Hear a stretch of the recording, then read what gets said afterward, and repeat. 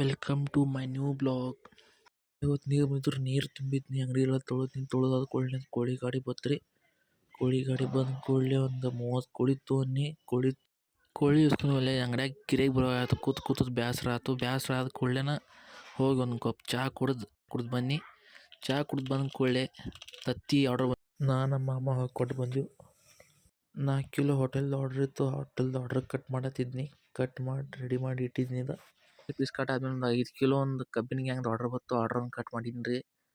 Order cut ಮಾಡಿ ಕೊಡಾತಿದ್ನಿ ಅವ್ರಿಗೆ. Cut ಆದ ಕೂಡಲೇ ಅವ್ರು ಬಂದು ತಮ್ಮ ಚೀಲದಾಗ ಹಾಕೊಂಡು ಹೋಗಿಬಿಟ್ರಿ. ಇವ್ರು ಕೋಳಿ ಮಾಲಕ್ ನೋಡ್ರಿ ರೊಕ್ಕ ತೊಗೊಂಬಂದಿರು ಸಂಜೆ ಮುಂದೆ.